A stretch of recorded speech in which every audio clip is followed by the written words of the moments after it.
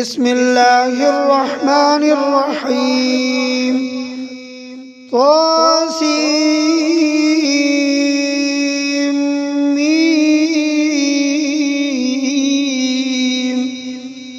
تلك آيات الكتاب المبين نتلو عليك من نبأ موسى وفرعون بالحق لقوم يؤمنون. إن فرعون علا في الأرض وجعل أهلها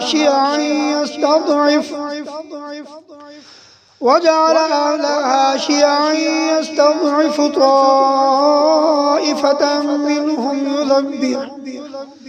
يذبح أبناءهم ويستحيي نساءهم إنه كان من المفسدين.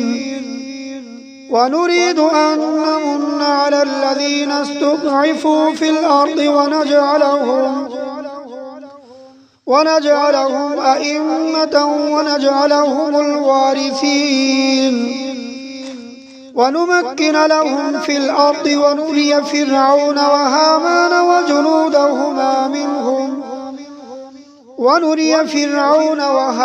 وجنودهما منهم ما كانوا يحذرون.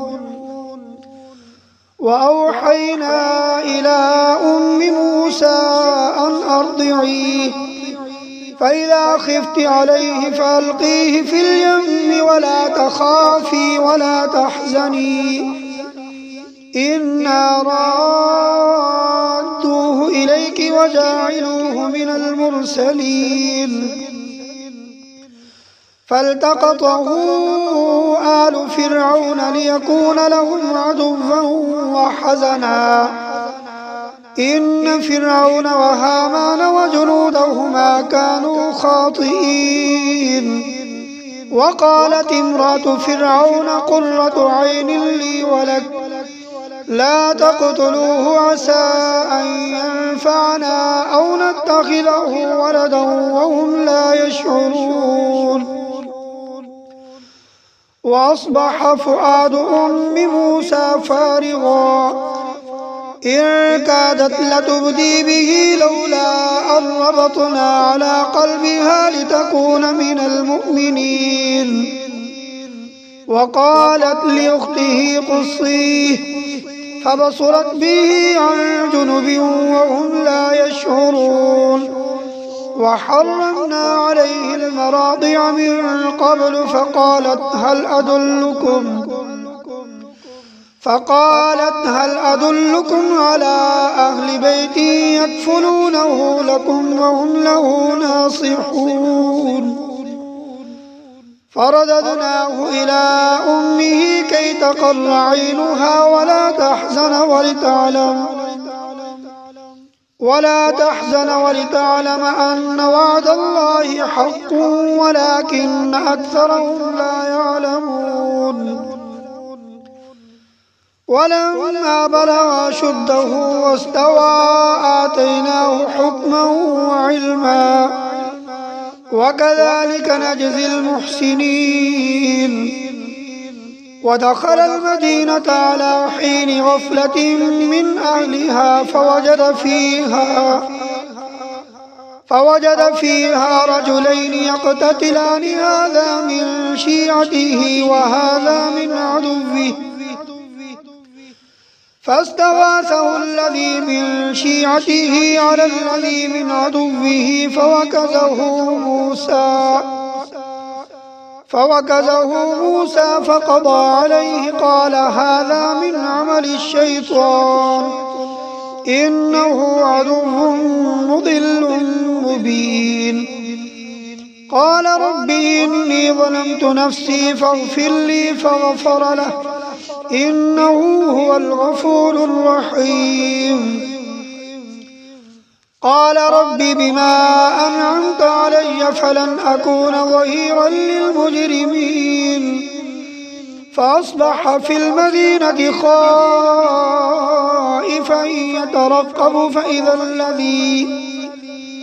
فإذا الذي استنصره بالأمس يستصرخه قال له موسى إنك لغوي مبين فلما أن أراد أن يبطش بالذي هو عدو لهما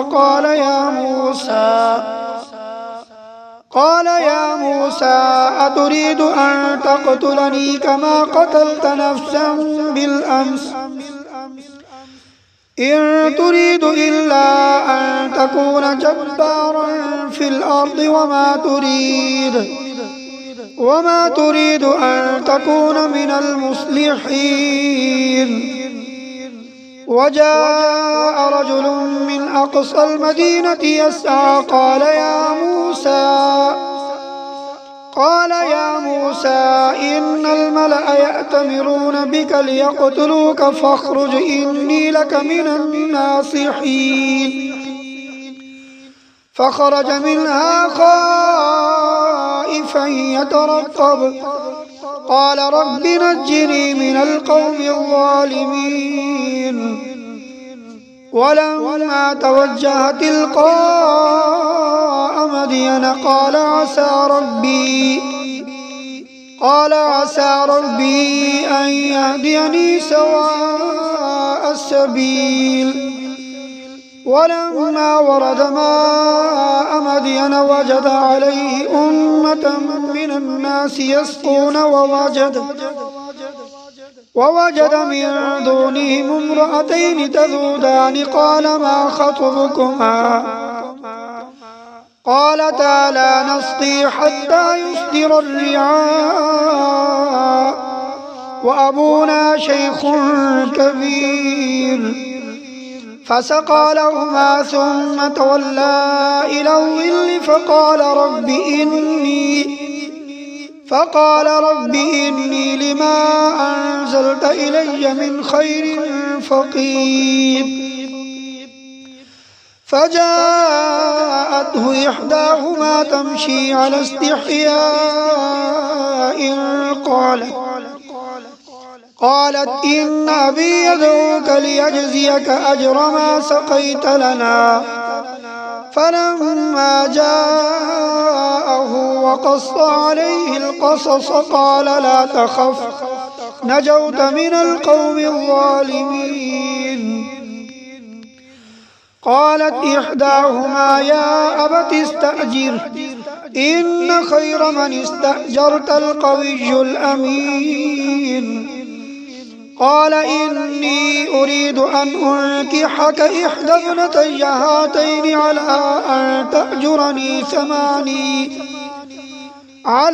أن تأجرني 8 حجج فإن أتممت 10 فمن عندك وما أريد أن أشق عليك ستجدني إن شاء الله من الصالحين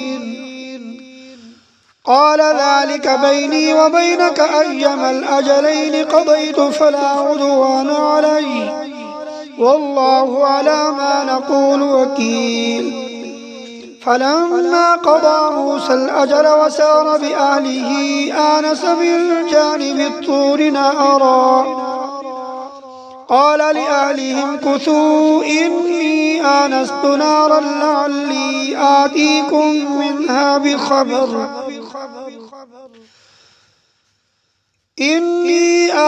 نارا لعلي آتيكم منها بخبر أو جذوة من النار لعلكم تصطلون فلما أتاها نودي من شاطئ الوادي الأيمن في البقعة المباركة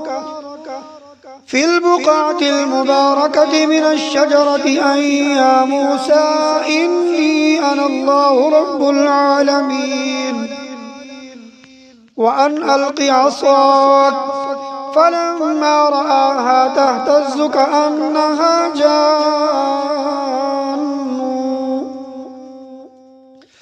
كأنها جان ولا مدبرا ولم يعقب يا موسى أقبل ولا تخف إنك من الآمنين أسلك يدك في جيبك تخرج بيضاء من غير سوء واضمم إليك جناحك من الرهب فذلك برهانان من ربك إلى فرعون وملئه إنهم كانوا قوما فاسقين. قال رب إني قتلت منهم نفسا فأخاف أن يقتلون وأخي هارون هو أفصح مني لسانا فأرسله معي يرد أن يصدقني إني أخاف أن يكذبون. قال سنشد عضدك بأخيك ونجعل لكما سلطانا فلا يصلون إليكما بآياتنا أنتما ومن اتبعكما الغالبون. فلما جاءهم موسى بآياتنا بينات قالوا ما هذا إلا سحر مفترى وما سمعنا بهذا في آبائنا الأولين. وقال موسى ربي أعلم بمن جاء بالهدى من عنده ومن تكون له عاقبة الدار إنه لا يفلح الظالمون. وقال فرعون يا أيها الملأ ما علمت لكم من إله غيري فأوقد لي يا هامان على الطين فاجعل لي صرحا لعلي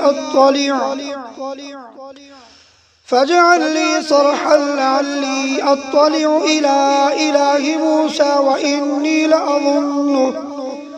وإني لأظنه من الكاذبين. واستكبر هو وجنوده في الأرض بغير الحق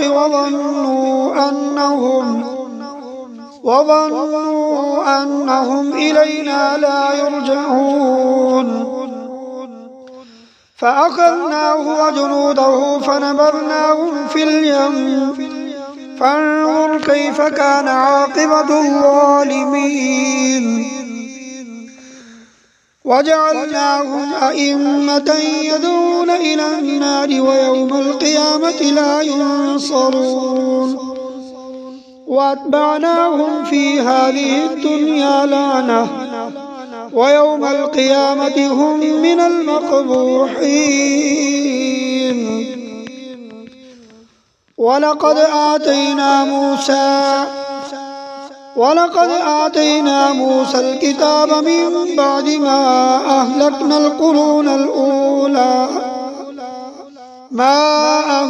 القرون الأولى بصائر للناس وهدى ورحمة لعلهم يتذكرون. وما كنت بجانب الغربي إذ قضينا إلى موسى الأمر وما كنت من الشاهدين ولكننا أنشأنا قرونا فتطاول عليهم العمر وما كنت ثاويا في أهل مدين تتلو عليهم آياتنا ولكننا كنا مرسلين. وما كنت بجانب الطور إذ نادينا ولكن رحمة من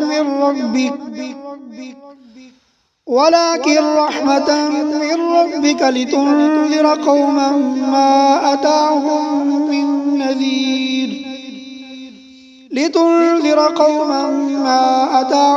من نذير من قبلك لعلهم يتذكرون. ولولا أن تصيبهم مصيبة بما قدمت أيديهم فيقولوا ربنا لولا أرسلت إلينا رسولا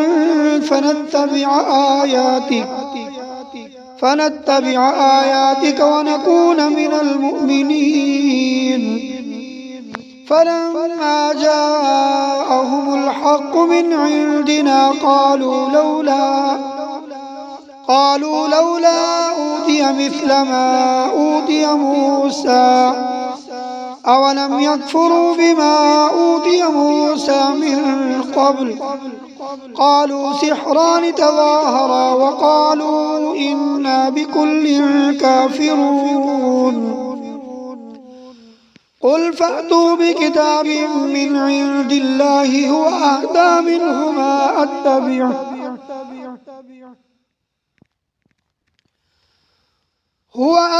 منهما أتبعه إن كنتم صادقين. فإن لم يستجيبوا لك فاعلم أنما يتبعون أهواءهم ومن أضل ممن اتبع هواه بغير هدى من الله إن الله لا يهدي القوم الظالمين. ولقد وصلنا لهم القول لعلهم يتذكرون. الذين آتيناهم الكتاب من قبله هم به يؤمنون. وإذا يتلى عليهم قالوا آمنا به إنه الحق من ربنا إنا كنا من قبله مسلمين. أولئك يؤتون أجرهم مرتين بما صبروا ويدرؤون بالحسنة السيئة ومما رزقناهم ينفقون. وإذا سمعوا اللغو أعرضوا عنه وقالوا لنا أعمالنا ولكم أعمالكم سلام عليكم لا نبتغي الجاهلين. إنك لا تهدي من أحببت ولكن الله يهدي من يشاء وهو أعلم بالمهتدين. وقالوا إن نتبع الهدى معك نتخطف من أرضنا أولم نمكن لهم حرما آمنا يجبى إليه ثمرات كل شيء رزقا من لدنا ولكن أكثرهم لا يعلمون. وكم أهلكنا من قرية بطرت معيشتها فتلك مساكنهم لم تسكن من بعدهم إلا قليلا وكنا نحن الوارثين. وما كان ربك مهلك القرى حتى يبعث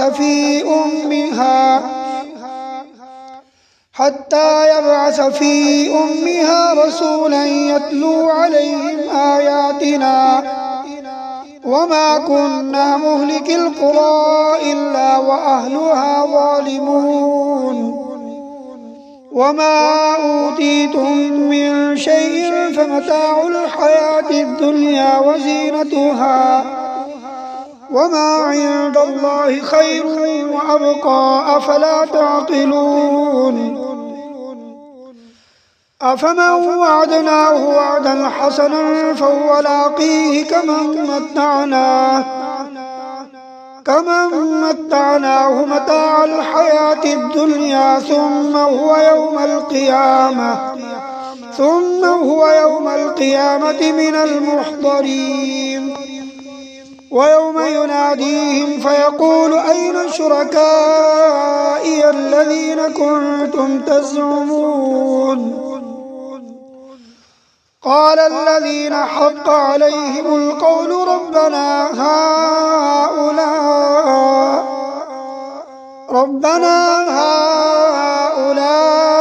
الذين أغويناهم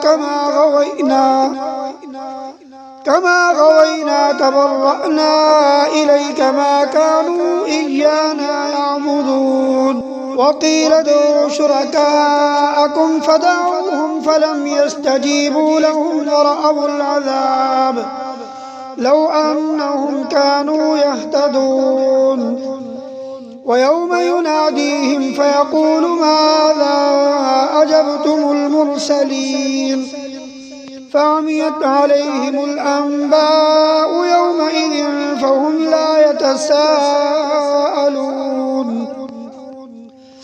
فأما من تاب وآمن وعمل صالحا فعسى أن يكون من المفلحين وربك يخلق ما يشاء ويختار ما كان لهم الخيرة سبحان الله وتعالى عما يشركون وربك يعلم ما تكن صدورهم وما يعلنون وهو الله لا إله إلا هو له الحمد في الأولى والآخرة وله الحكم وإليه ترجعون قل أرأيتم إن جعل الله عليكم الليل سرمدا إلى يوم القيامة من إله غير الله يأتيكم بضياء أفلا تسمعون قل أرأيتم إن جعل الله عليكم النهار سرمدا إلى يوم القيامة من إله غير الله يأتيكم بليل تسكنون فيه أفلا تبصرون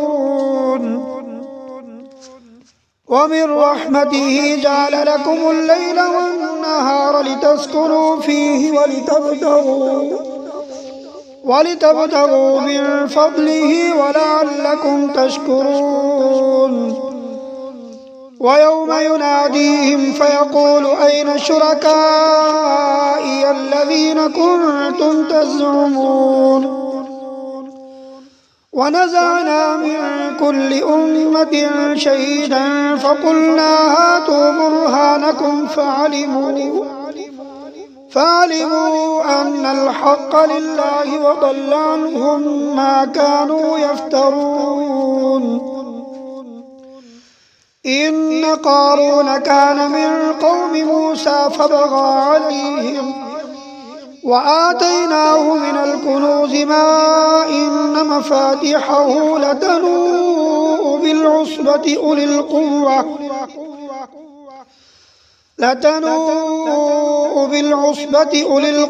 إذ قال له قومه لا تفرح إن الله لا يحب الفرحين وابتغ فيما آتاك الله الدار الآخرة ولا تنس نصيبك من الدنيا وأحسن كما أحسن الله إليك ولا تبغ الفساد في الأرض إن الله لا يحب المفسدين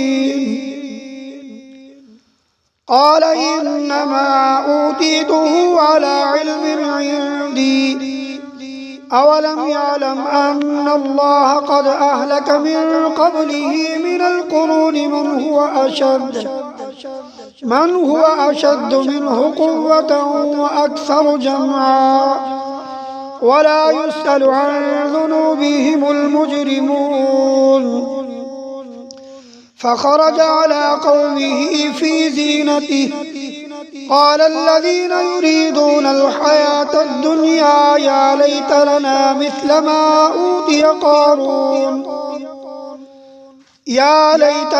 مثل ما أوتي قارون إنه لذو حظ عظيم وقال الذين أوتوا العلم ويلكم ثواب الله خير لمن آمن وعمل صالحا ولا يلقاها إلا الصابرون فخسفنا به وبداره الأرض فما كان له من فئة فما كان له من فئة ينصرونه من دون الله وما كان من المنتصرين. وأصبح الذين تمنوا مكانه بالأمس يقولون ويكأن الله يبسط الرزق لمن يشاء من عباده ويقدر لولا أمن الله علينا لخسف بنا ويكأنه لا يفلح الكافرون. تلك الدار الآخرة نجعلها للذين لا يريدون